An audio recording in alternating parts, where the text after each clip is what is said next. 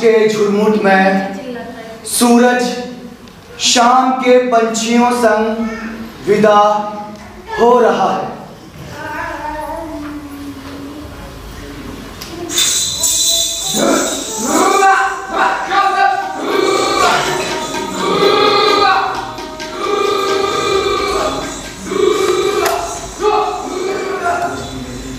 ग्वाड़ भी लड़े छाड़े में लेर पाछा बावट रहे छे। खाल फेर आबा की आस घणो ही अद्भुत छे। हर विदाई में आगमन का आभास लिए आंखों से ओझल हो रहा है।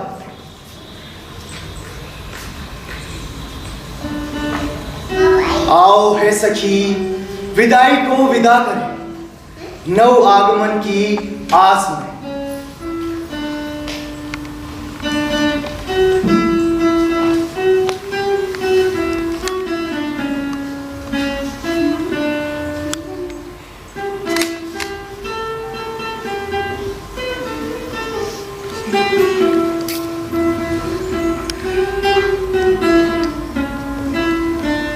हम गृहस्थ लोग सांसारिक जीव हैं। मोह माया हमारे भवसागर की एक कश्ती है जो नित नए प्रवाह में तैरती रहती है।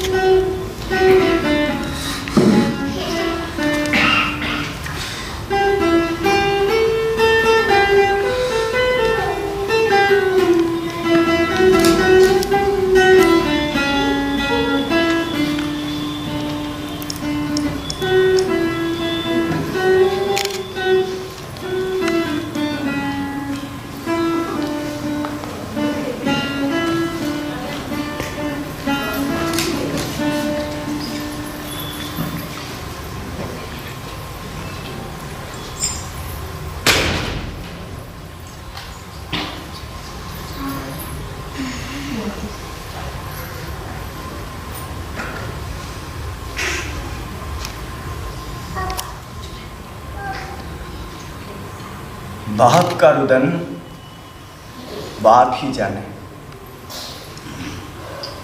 बचपन से लेकर बाप बनने तक कुटुंब ने तो हमसे हमारा रोना ही छीन लिया है।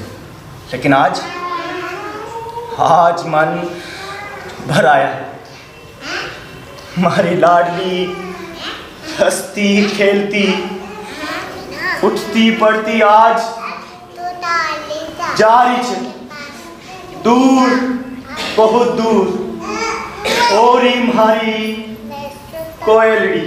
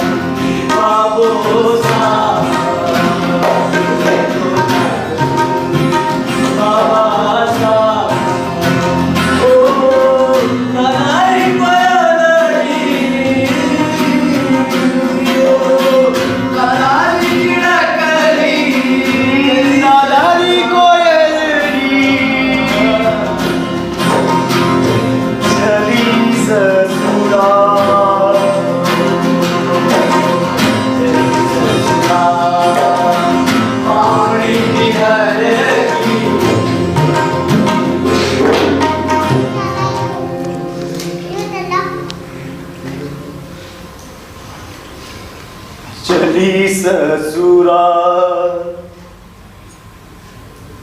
पहाड़ी पिहर की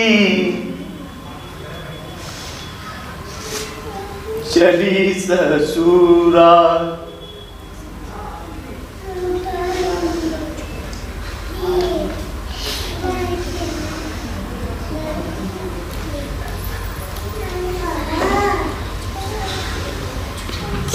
अरे अरे मिनी, तूने ये क्या किया? देख मेरा सारा तोता भिगा दिया ना। अभी रुक जा मिनी, तुझे पकड़ता हूँ। रुक जा मिनी, देख रुक जा मिनी। अगर ज्यादा शैतानी करी तो तेरी माँ से कह दूंगा, वो तुझे बहुत डांट फटकार लगाएगी। देख रुक जा मिनी, रुक जा रुक जा। अरे रुक जा, देख मिनी मेरा अच्छा बच्चा है ना। मिनी देख रुक जा। अब तो देख दरवाजे के पास भी मैं आ गया हूँ, अब कहाँ बच कर जाएगी। मिनी रुक जा, रुक। अरे अरे अरे रुक जा मिनी, अरे रुक जा। अरे कहाँ भाग गई?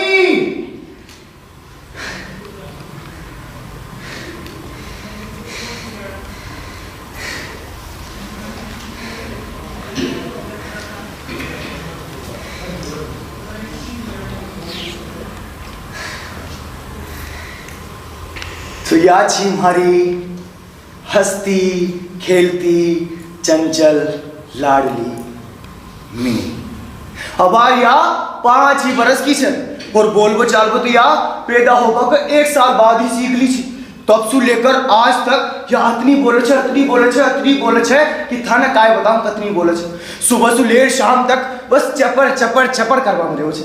हरी की माँ इकी चपर चपर से तो घणी ही परेशान हो जाओ और कदे कदे तो इन्हें डांट फटकार लगा इकिया चालती हुई जबान ने बंद भी करा दो छे। मिनी एकदम चुप, पूरा घर में सन्नाटो। पर मैं काय करूं, मैं ठेरी को बाप और ये ठेरी मारी लाडली। इको न बोलबो मन तो आशा ही ना। तभी तो देखो मिनी मेरे साथ इतना हंसती खेलती और बोलती है।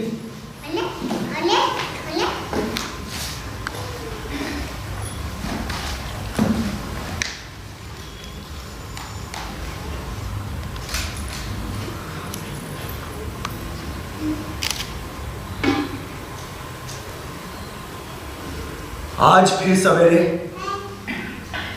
मैं अपने नाट्य अध्याय विसर्जन की चिंता में डूबा हुआ था। रोहित रघुपति राजा माणिक के राज आदेशों की अवहेलना करता और राजद्रोह की तरह मंदिर के आसपास के लोगों को हिंसा के लिए उकसा रहा है। मनुष्यों के भीतर एक आदमखोर को जन्म दे रहा है रघुपति। ऐसी स्थिति में इन्हें देखकर तो मेरा मन दहल उठता है। कई सवाल ये मेरे नाटक के पात्र मुझे बेचैन करने लगते हैं।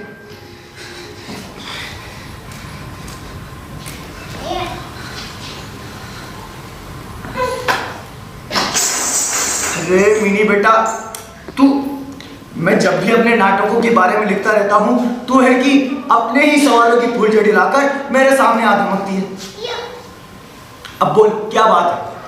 वो बाबा साहब एक बात बताओ, वो राम दयाल काको कागला ने कवो क्यों छे? अब क्या बताओ, कागला ने कवो गुड़ क्यों छे? मैं तो कागला ने कागले क्यों छे बाबा साहब, लेकिन वो राम दयाल काको। अच्छा बाबा साहब ते बताओ ना, एक ही चीज का 2 नाम कशान हुए? बताओ ना बाबा साहब। बाबा साहब अच्छा चलिए बताओ, वो भोलो काको यूं खेरे चो कि आसमान मुंडा सु कूड़ा करे छे और उसी बरसात हो छे। लेकिन बाबा साहब जदे आप कूड़ो करे छा जब तो बरसात होवे ही कोना। अशान की बाबा साहब बताओ ना बाबा साहब।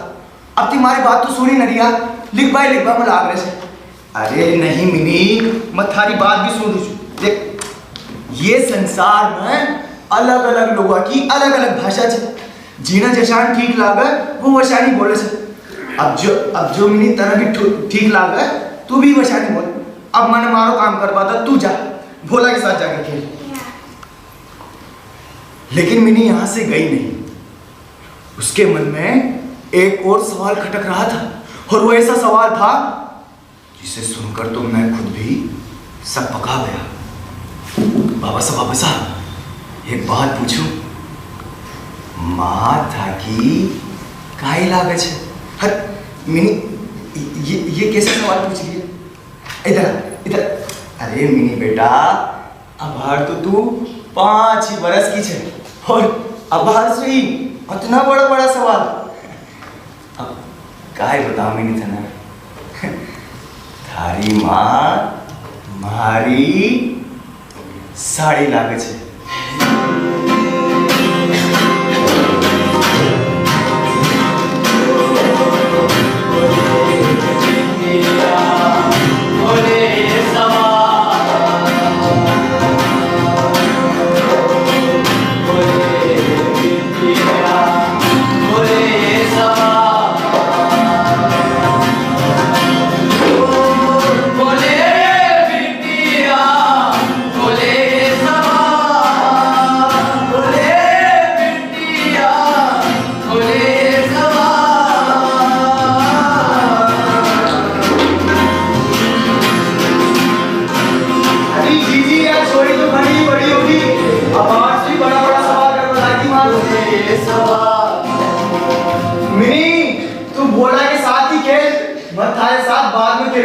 मैंने तो बहुत कुछ लिखनी पढ़नी से यार, छोरी भी ना। हाँ तो मैं कहाँ था? हाँ, रघुपति राजा मानिक के राज आदेशों की अवहेलना करता है और राजद्रोह की तरह मंदिर के आसपास के लोगों को हिंसा के लिए उकसाता है। लेकिन रघुपति ऐसा क्यों कर रहा है? उसके मन में क्या चल रहा है जो? नहीं नहीं रघुपति, तुम ऐसा नहीं कर सकते। नहीं नहीं रघुपति, तुम ऐसा नहीं कर सकते।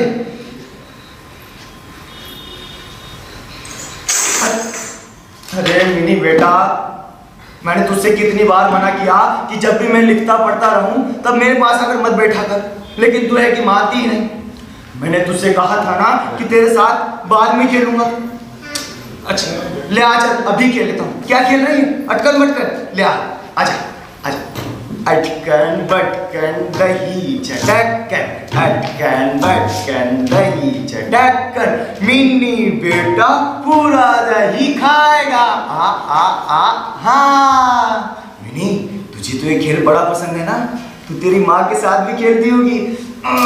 जब भी देखो मेरी मिनी सारे दिन भर अटकन बटकन खेलने में ही लगी रहती है।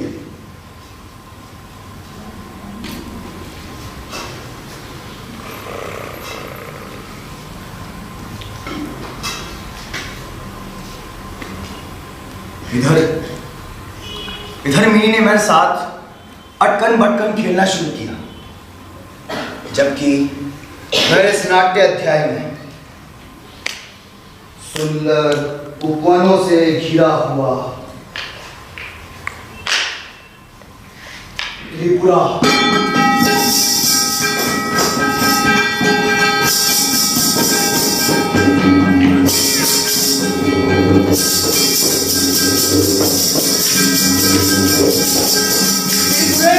बंदी से शोभी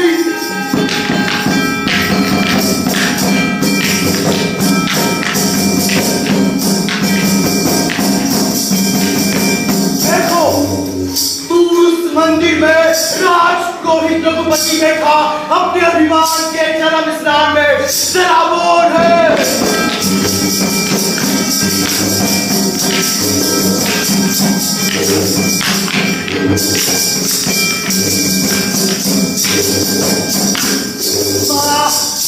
मां काल कपाट ललाट त्रिपुरेश्वरी साक्षी बन बैठी है।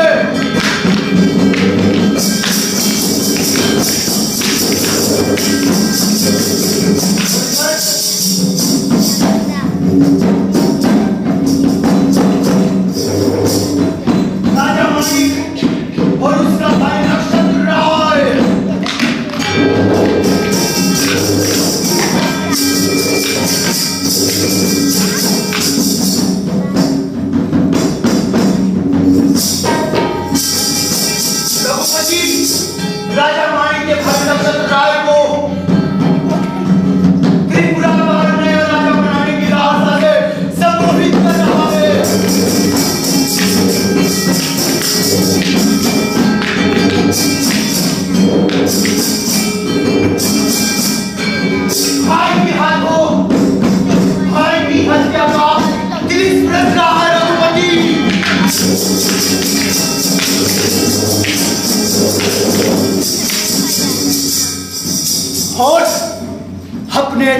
तुम्हारी पुत्र जय सिंह को रघुपति इस षड्यंत्र से दूर रखना चाहता है।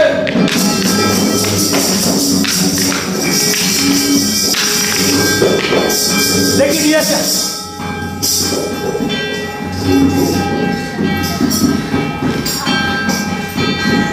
जय सिंह,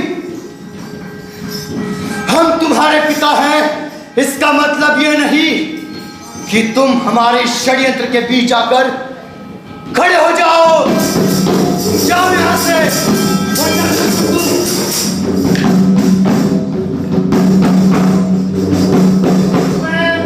राजसिंहासन पर बैठना है।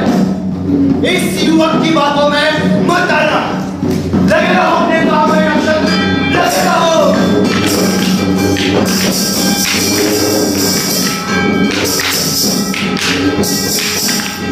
लेकिन ये क्या?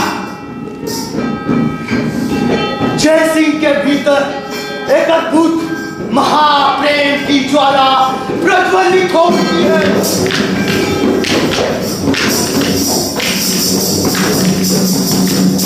और यंत्र के बीच जय सिंह आकर खड़ा हो ही जाता है।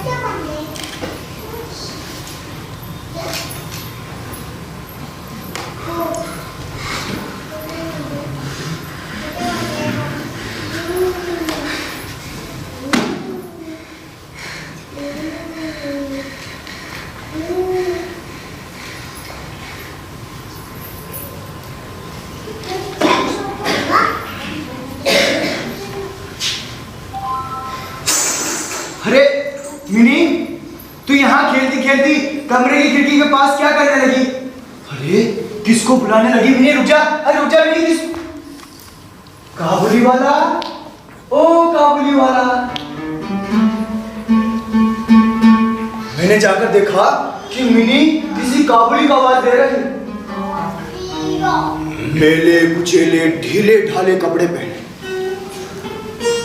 सिर पर साफा बांधे, कंधे पर सूखे फलों की मेली झोली लटकाई और हाथ में चमन के अंगूरों की कुछ पिटारियां लिए एक लंबा तगड़ा काबुली अपनी ही मंद चाल से सड़क से गुजर रहा था। अचानक मेरी बेटी के मन में न जाने कैसे भाव उठे। उसने जोरों से पुकारना शुरू किया, काबुली वाला, ओ काबुली वाला। लेकिन ये क्या? काबुली ने जो ही मुस्कुरा। क्या हुआ मिनी? अरे क्या हुआ मिनी? तू इतना डर क्यों रही? अरे मेरे पैरों से नीचे पट गई मिनी।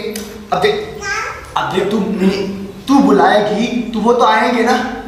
अब देख थारो तो यही काम रह गयो कि सारा दिन भर कोई ना तो परेशान करनी चाहिए। और तू कदे सिपाही साहब ने बुलाओ छे, तू कदे कोई ना। अरे तारा बुलावा का चक्कर में मारा वासु बाता लागने पड़ जाओ छे। होली मारो लिखवाड़ो काम अधूरो ही छूट जाओ छे। देख मिनी, आज तो तू बुलाई ना तो तू ही संभाल, मैं तो जा रही हूँ अपना लिखवा पड़ेगा। देख मिनी तू ही संभालेगी। अरे कहा? अरे मेरी खड़ा भागी। अरे देख जो मिनी की माँ है, छोरी गिर ना जाओ। सारा दिन भर कोई ना तो परेशान करवा मत मुझे। काय करे को अरे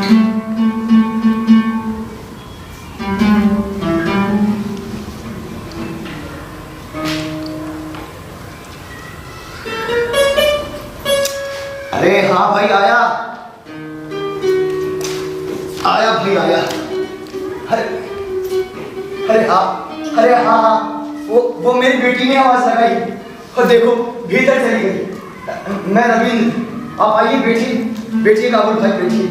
अरे अब क्या बताऊं आपको, वो इस वजह से भीतर भाग गई कि उसके मन में एक डर बैठ गया है।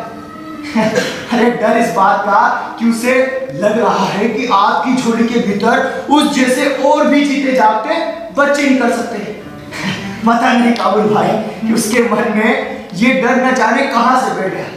अच्छा तुम बताओ, क्या क्या बेचते हो? काजू, बादाम, किशमिश, अखरोट, पिस्ता, क्या चमन के अंगूर भी? अरे चमन के अंगूर तो मुझे और मेरी लाडली को बड़े ही पसंद है। अच्छा काबुल भाई, एक बात बताओ, ये ब्रितानी हुकूमत तुम्हारे देश की सीमा तक भी फैली हुई है ना? अरे इन्हें तो रूस से डर लगा रहता है, तभी तो देखो इन लोगों ने तुम्हारे देश की सीमा पर अपनी फौजी टुकड़ियां तैनात कर दी है। और तो और यहाँ के लोगों को उलझुल कहानियां भी सुनाते रहते हैं। इस लुटेरी हुकूमत को खुद लुट जाने का तो इतना खतरा सता रहा है, लेकिन जो इतने सालों से देश को लूट रही है उसका क्या होगा इन लोगों का? एक दूसरे को गुलाम बनाए जाए। प्रकृति हमें ये सब नहीं सिखाती, वो तो हमें एक समान रहने का अधिकार देती है। लेकिन कुछ लोग हैं जो अपने अच्छा चल छोड़ काबुल, तू भी सोच रहा होगा कि मैं तुझे कहां बातों में फंसा लिया। अरे काबुल, मैं क्या है कि लिखता हूं और मुझे अंग्रेज, रूस, सीमा रक्षा इन सब के बारे में जानना बड़ा ही मुश्किल लगता है। इसके अलावा मुझे अलग अलग मौसम, पहाड़, पर्वत, नदियां, झरने, हरे भरे पेड़ पौधे, पशु पक्षी, इन सब से बहुत ही लगाव है, बहुत ही प्रेम है। अब देखो, तुम्हारे देश में चमन के अंगूरों की पैदावार होती है और हमारे यहाँ कलकत्ता में चावल, भात, मछली, झींगा, और तो और यहाँ के लोगों को मछली बिना भात तो जमता ही नहीं। अच्छा ठीक है काबुल, मैंने भी तुम्हारा काफी समय ले लिया, तुम्हें भी अपना सामान बेचना होगा। ठीक है काबुल, फिर मिलते हैं। तुमसे मिलकर बड़ा अच्छा लगा, आते रहना तुम। और हाँ, अगली बार भी चमन के अंगूर तो जरूर ही लाना। बड़ा अच्छा आदमी का। अरे क्या हुआ? अरे हाँ, मिनी से मिलवाना तो भूल ही गया। आप तनिक बैठिए, मैं बुला देता हूँ। अरे मिनी, ओ मिनी बेटा, अरे कहाँ गई? भोला, अरे जरा मिनी को देख तो, ये कहाँ छिप गई? अरे मिनी, तो यहाँ छिपी बैठी है, इधर आ देख। काबुल काका तेरे लिए चमन के अंगूर लेके आए हैं और तू ही नहीं खाएगी तो कौन खाएगा? क्या हुआ? बोल। अच्छा, हाँ, अच्छा। अरे मिनी बेटा, अच्छा तू खुद ही चलकर अपनी आंखों से देख ले। आजा देख, काबुल काका तेरे लिए इतनी दूर से और इतनी प्यार से चमन के अंगूर लेके आए हैं, लेकिन तू है कि देख, तू जैसा सोच रही है वैसा बिल्कुल भी नहीं है मिनी। देख, अच्छा चल काबुल भाई, जरा अपनी झोली दिखाना। देख मिनी, तू खुद ही अपनी आंखों से देख ले। देख, उसमें काजू है, बादाम है, किशमिश है, अखरोट है, पिस्ता है और तेरे मन पसंदीदा चमन के अंगूर। क्या हुआ मिनी? अरे ले ले, ले ले मिनी। मिनी ने काबुली से कुछ भी न लिया, वो यूं ही काबुली की झोली की ओर दृष्टि डालती हुई खड़ी हुई थी। इस घटना के कुछ दिनों बाद मैं किसी आवश्यक कार्यवश अपने घर से बाहर जा रहा हूं। अरे मिनी की माँ, मैं कुछ काम से जा रहा हूं, तो ध्यान रखना।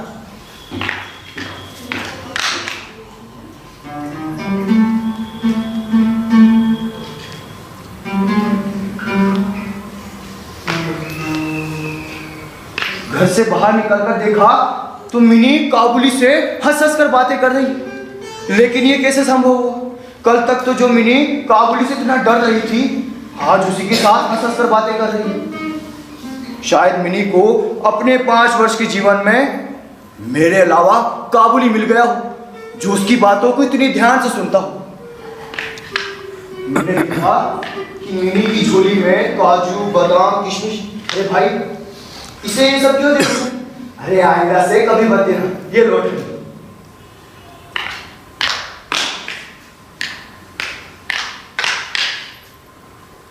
कुछ देर बाद घर लौटकर वापस देखता हूँ कि उस आदमी ने घर के भीतर बड़ा भारी हंगामा खड़ा कर दिया।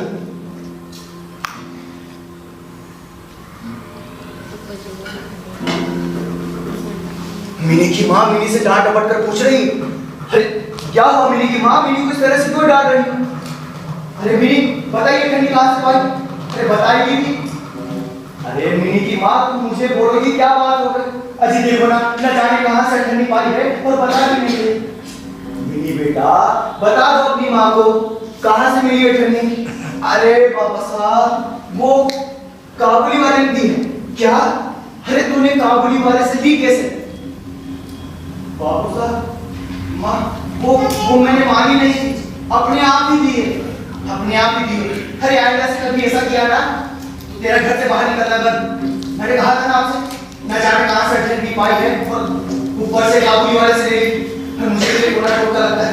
अरे नहीं नहीं मिनी की माँ, तुम भी खामखा घबरा रही हो। काबुली को वो ठंडी मैंने ही दी थी, इतनी घबराने वाली बात ही नहीं। तुम भी मिनी की माँ। मिनी आओ, तुम भोला के साथ जाके खेलो।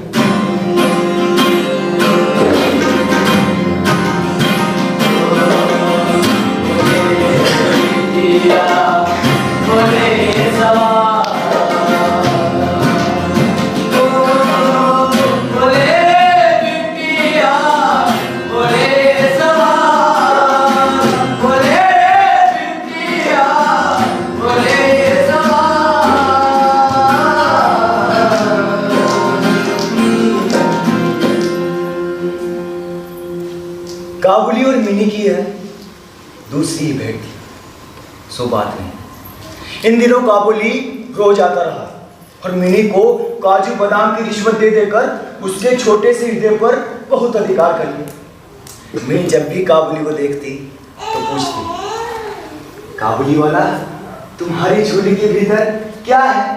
काबुली भी बड़ा मुस्कुराकर उत्तर देता, हाँ बिटिया। लेकिन उसके इस तरह से मुस्कुराकर उत्तर देने का रहस्य क्या है, कुछ कहा नहीं जा सकता। काबुली ने मुझसे एक दिन एक बात कही, बाबू साहब, मेरा नाम रहमत है। वो तो मैं अफगान काबुल शहर से आया हूँ, तो लोग मुझे सहजी काबुली कह देते हैं, जैसे यहाँ बनारस के लोगों को बनारसी। क्यों नहीं बेटा? ये मिनी देख, 3 अखरोट हुए हैं, लेकिन तू 4 बना रही है। बड़ी चालाक हो गई है मिनी। मिनी, तू है ना, ससुराल तो कभी मत जाना। अरे हाँ रहमत भाई, ये तो हमारे यहाँ पर भी है कि बेटी पैदा हुई नहीं कि उससे पहले उसके चारों तरफ ससुराल ससुराल और ससुराल ही घूमने लगता है। बेटी बड़ी होगी, ससुराल जाएगी और पढ़ाई हो जाएगी। ऐसा लगता है कि उन लोगों ने अपनी बेटी को ससुराल भेजने के लिए ही जन्म दिया है। लेकिन मिनी को हमने इस विषय के बारे में ज्यादा बातें बताई नहीं। अब देखो, तुम्हारी बातों से कहाँ समझ पा गई ससुराल और ससुर का मतलब। लेकिन मिनी चुप नहीं है, मिनी उल्टा तुम्ही से पूछने लगी ना, काबुली, क्या तुम ससुराल जाओगे?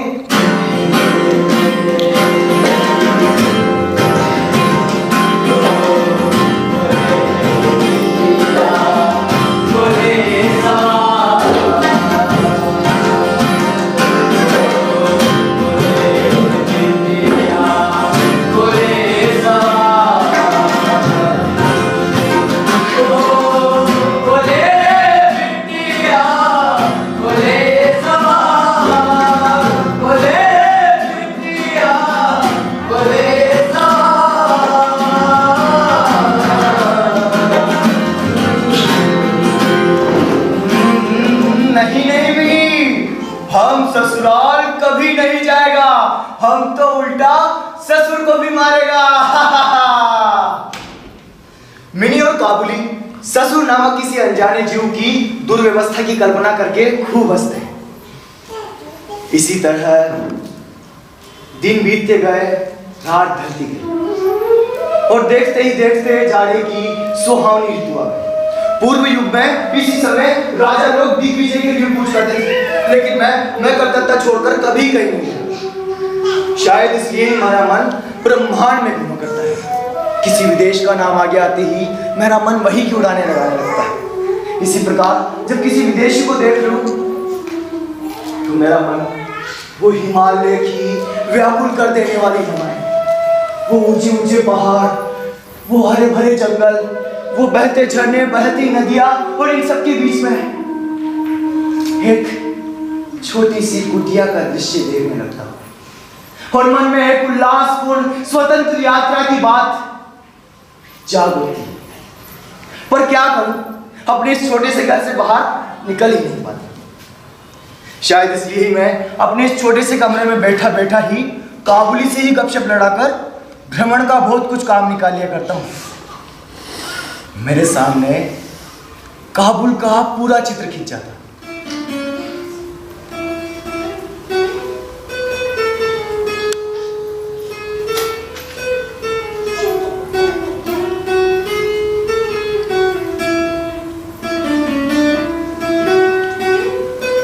ऊंचे ऊंचे लाल लाल दुर्गम पर्वत, वो रेगिस्तानी मार्ग, उन पर लदे ऊंटों की कतारें जा रही हैं। ऊंचे ऊंचे साफा बांधे सौदागर कुछ ऊंट की सवारी पर हैं तो कुछ पैदल ही जा रहे हैं। किन्हीं के हाथों में बर्छा है तो कोई बाबा आदम के जमाने की बंदूक थामे हुए। काबुली लोग बादलों की भयानक गर्जन के स्वर में अपने ही देश की मिलीजुली भाषा में बातें करते जा रहे हैं, करते जा रहे हैं।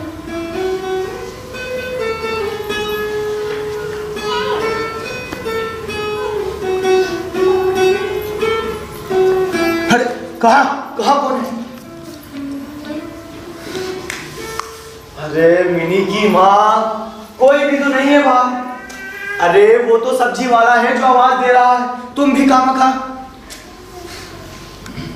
मिनी की माँ बड़ी वहमी तबीयत की है। रास्ते में किसी भी प्रकार का शोरगुल हुआ नहीं कि उसने समझ लिया कि संसार भर के सारे मस्त शराबी हमारे घर की ओर दौड़े आ रहे हैं।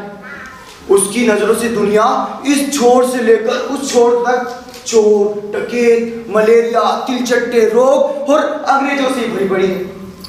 उसे इस दुनिया में रहते हुए इतने दिन बीत चुके हैं, लेकिन उसके मन का ये रोग दूर नहीं हो सका। और तो और वो रहमत काबुली की ओर से भी पूरी तरह निश्चित नहीं थी।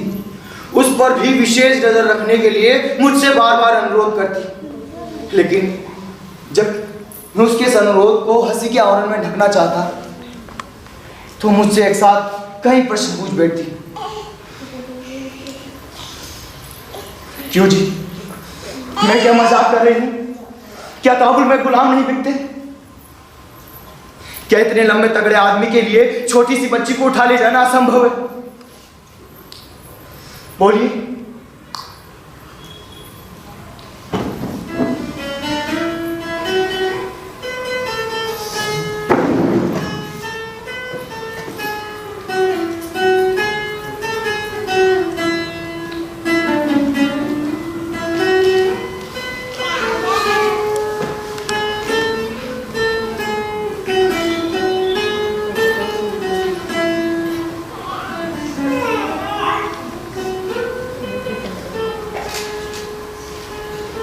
मुझे मिनी की माँ की बातें माननी पड़ती।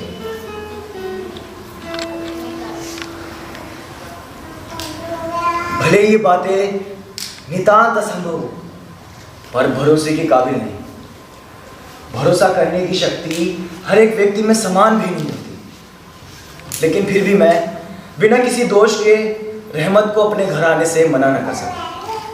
वो इसी तरह हर वर्ष इसी माह में अपने देश लौट जाया करता है। उसे घर घर दुकान दुकान घूमना पड़ता है, लेकिन दिन में एक बार तो भेंट मिनी से अवश्य ही हो जाती है। जिस दिन देखो काबुली सुबह नहीं आ पाता, वो संध्या को हाजिर है। अंधेरे में घर के कोने में खड़े उस लंबे तगड़े आदमी को देखकर सचमुच ही मन में ऐसा पैदा हो जाता है। लेकिन जब देखता हूं कि मिनी काबुली वाला पुकारती हुई उसके पास चली आती है और उन दोनों मित्रों के बीच वही पुराना सी मजाक चलने लगता है, तो मेरा मन खुशी से नाच उठता है। एक दिन सवेरे मैं अपनी नई पुस्तक के प्रूफ देख रहा था। जाड़ा विदा होने से पूर्व आज 1-2 दिन खूब अपना प्रकोप दिखा रहा है। ऐसे जाड़े पाले में से सवेरे की धूप मेरी खिड़की से होकर मेरे पैरों पर आ पड़ी और इसकी धूप, इसकी गर्मी मुझे अच्छी प्रतीत होने लगी और मैं लिखने लगा अपनी जिंदगी और अपने मन को।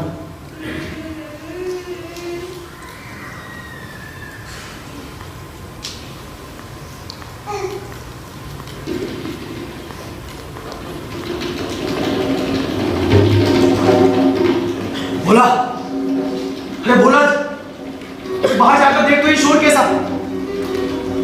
भोला, मुझे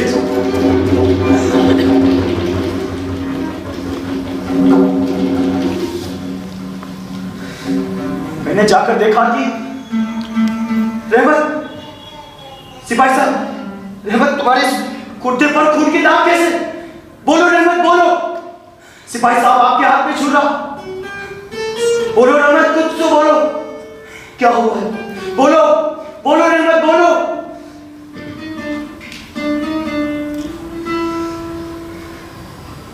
क्या बोलूं बाबू साहब, यही कि हमने मार दिया उसको। क्या करता, हमें इतनी दूर से खाने कमाने को आता, लेकिन यहां कैसा कैसा लोग मिलता बाबू साहब, वो हमारे पैसे नहीं दे रहा था बाबू साहब। क्या कर दिया, मार दिया हमने उसको, मार दिया।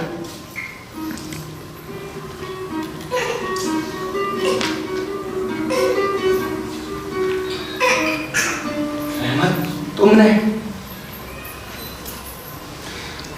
मिनी वहीं दरवाजे के पास खड़ी काबुली को देख रही और पास आकर बोली, काबुली, क्या तुम ससुराल जाओगे?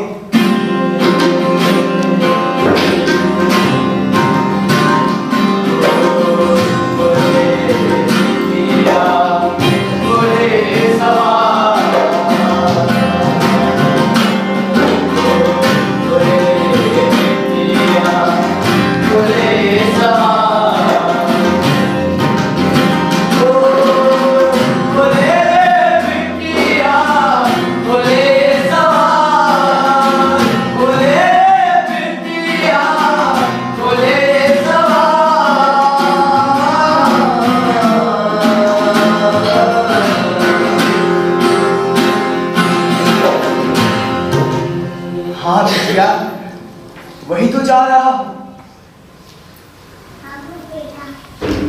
हम ससुर को मारता बेटी, पर क्या करूं, हाथ तो बंधे हुए हैं।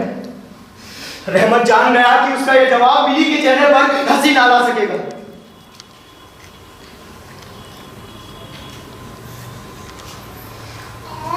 रहमत को छुरा चलाने की जुर्म में कई वर्षों का कारावास हुआ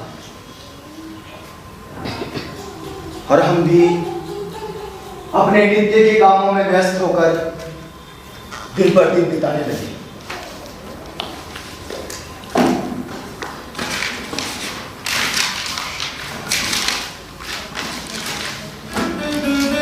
तभी एक स्वाधीन पर्वतों पर घूमने वाला राहगीर कैसे वर्ष पर वर्ष कारागाह की प्राचीन दीवारों के भीतर काट रहा होगा, ये ख्याल कभी हमारे दिमाग में उठा ही नहीं।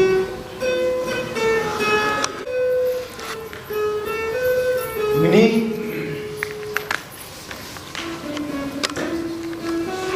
मिनी कहाँ चली गई?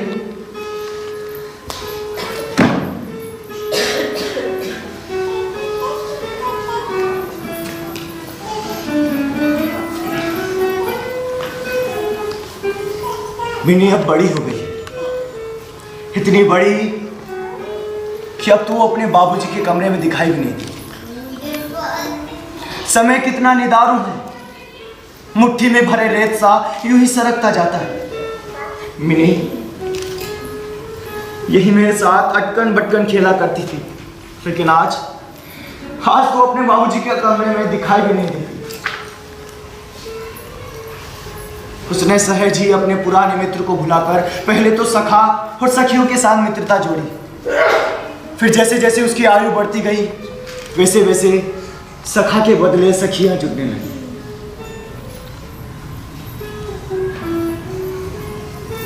मेरे साथ तो मानो मिनी का एक तरह से नाता ही टूट गया।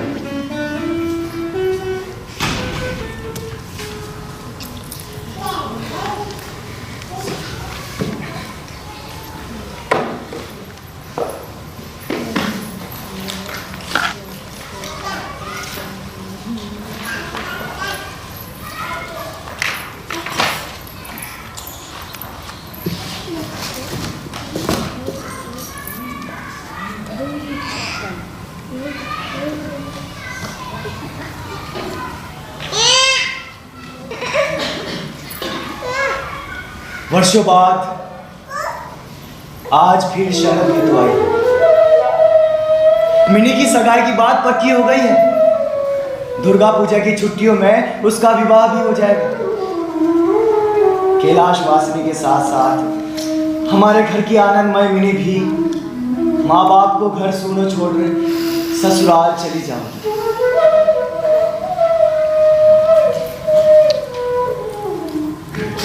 शरद ऋतु की यह नई नवेली धूप सोने में सुहागे का काम दे रही है।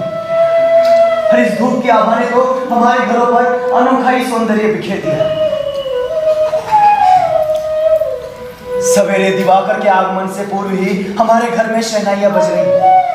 उनकी करुण भैरवी रागनी मेरे हृदय की विच्छेद पीड़ा को जाड़े की धूप के साथ सारे ब्रह्मांड में फैला रही है कि आज मेरी मिनी का विवाह है, आज मेरी मिनी का विवाह है। सवेरे से घर में आने जाने वालों का तांता बना हुआ। घर के हर बरामदे में झाड़ा फानुस लटकाए जा रहे हैं और मैं अपने इस छोटे से कमरे में बैठा विवाह समारोह के हिसाब लिख रहा हूं।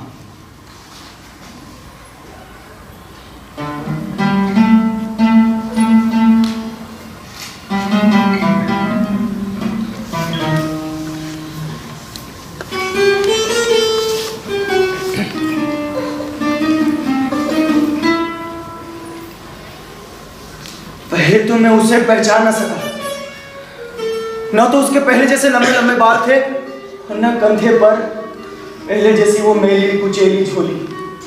अंत में उसकी मुस्कान देख के पहचान सका कि ये तो अपना रहमत है। कहो रहमत भाई, कब आना हुआ?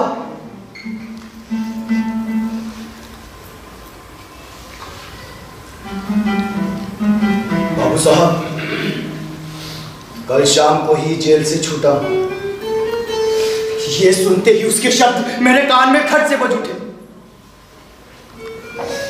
मैंने कभी किसी खूनी को अपनी आंखों से नहीं देखा था। इसे देखकर मेरे मन में यही बात आने लगी कि आज की शुभ दिन यह इंसान यहां से टल जाए तो अच्छा होगा। रहमत, आज हमारे घर में जरूरी काम है। तुम जाओ, फिर कभी आना। भूषण जाने को तैयार हो गए, लेकिन कुछ इधर उधर देखकर बोला, बाबू साहब, क्या बच्ची से तनिक मिल नहीं सकता?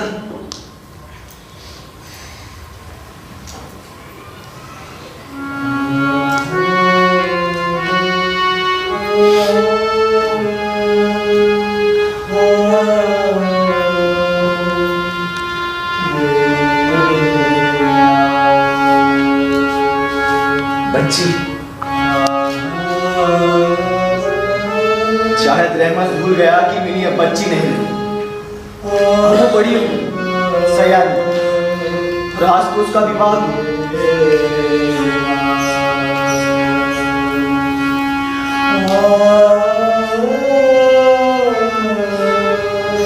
रहमत सोच रहा है कि वहीं अब भी पहले की तरह उसके पास दौड़ी चली आई और उन दोनों मित्रों के बीच वही पुराना हंसी मजाक चलने लगेगा। लेकिन नहीं, ऐसा नहीं होगा। यहां तक कि रहमत अपनी पुरानी मित्रता को याद करते हुए मिनी के लिए एक पेटी अंगूर और थोड़े से काजू बादाम शायद अपने देश के किसी आदमी से मांग तांग कर लाया। रहमत, आज हमारे घर में बहुत आवश्यक काम है, सभी उसी में लगे हुए हैं।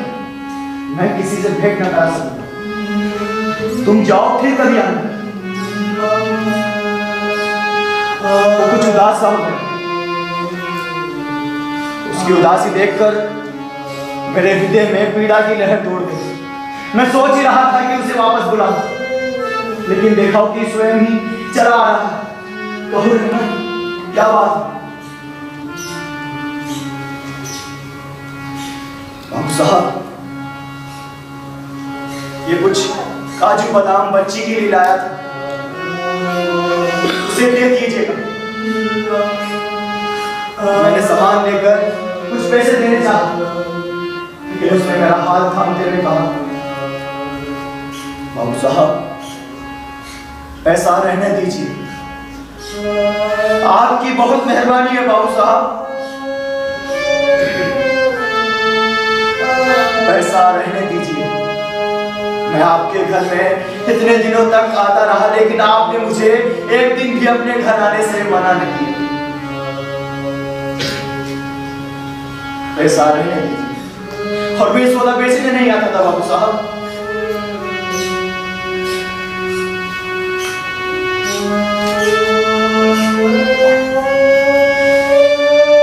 मेरे विदेश में मिनी जैसी एक बच्ची है।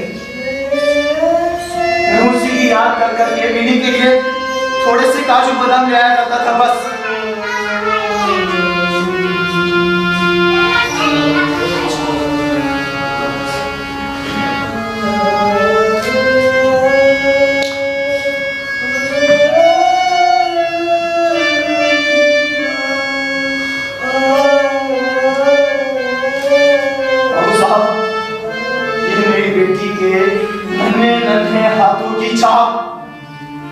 जिसे मैं हर वर्ष अपनी छाती से लगाकर अफगान से आपके शहर में सौदा बेचने आया करता था। ये स्मृति चिन्ह मुझे आभास देते रहते हैं कि मेरी बेटी यही कहीं है मेरे आसपास। देखिए बाबू साहब, देखिए,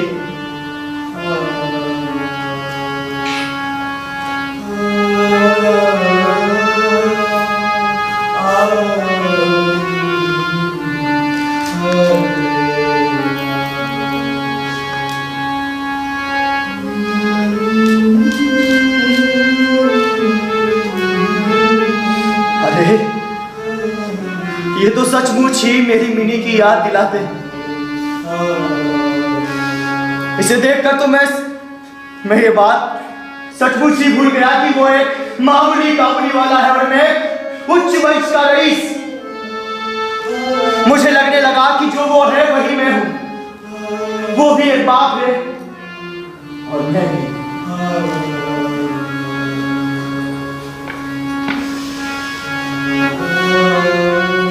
मिनी की माँ, हो मिनी की माँ।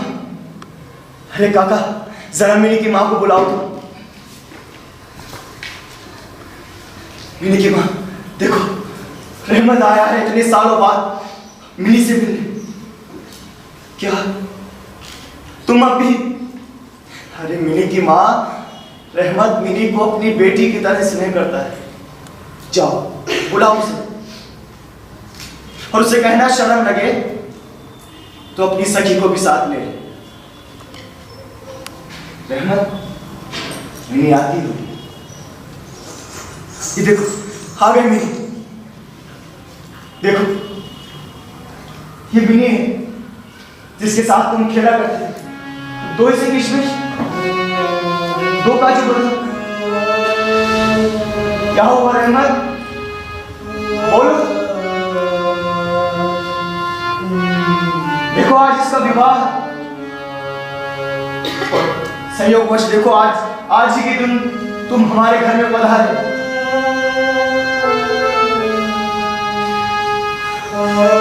मिनी विवाह के वस्त्रों में शर्माई हुई भीतर चली गई और रहमत मिनी को विवाह के वस्त्रों में देखकर दंग रह गया। वो जितने उत्साह के साथ हमारे घर में प्रवेश किया था उससे कई धीमे उत्साह के साथ एक लंबी गहरी सांस लेकर उसमें डूब गया। वो सोचने लगा अपने 8 वर्ष पुराने अतीत के बारे में। मुझे वो दिन याद आने लगा जब मिनी और काबुली की पहली मुलाकात थी। वो बातें याद आने लगी जो रहमत मिनी से कहा करता था, बेटी तुम ससुराल कभी मत जाना। लेकिन आज उसकी ये बातें उसकी आंखों के सामने सच हो गई।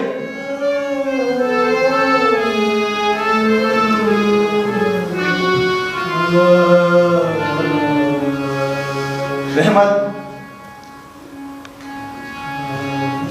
के हृदय में उसकी वेदनाएं उथल पुथल करने लगी। वो सोचने लगा दूर अपनी बेटी के बारे में। इन 8 वर्षों में उसकी बेटी का क्या हुआ होगा कौन जाने। उसे उसके साथ फिर से नई मित्रता करनी पड़ेगी। वो उसे पहचान न सकेगी।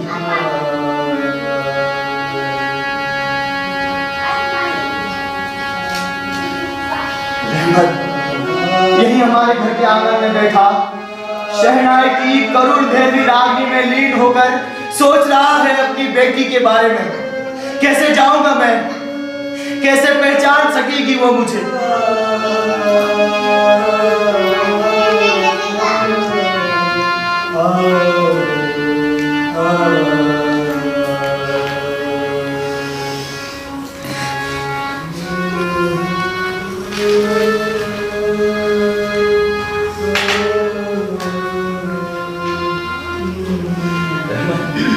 रहमत ये लो कुछ रुपए, जाओ अपनी देश अपनी बेटी के पास।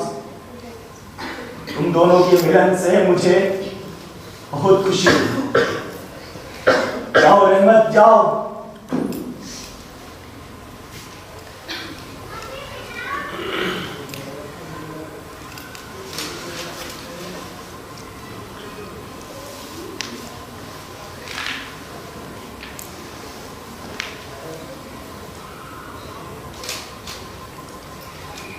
रहमत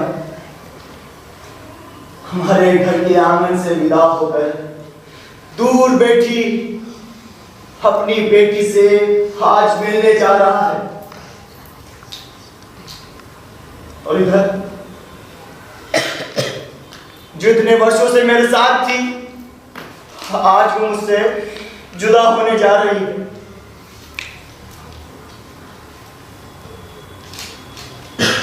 मिनी अपने माँ बाप को घर सुनो छोड़ ससुराल जा रही है।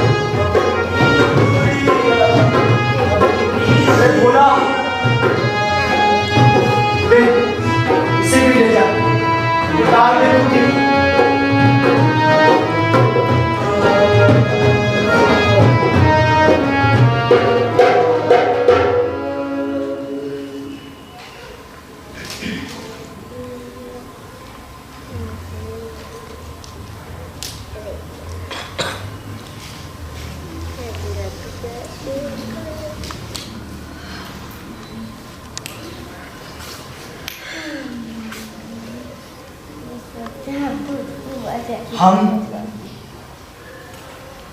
गृहस्थ लोग सांसारिक जीव मोह माया हमारे भव सागर की एक कश्ती है जो नित्य नए प्रवाह में तैरती रहती है।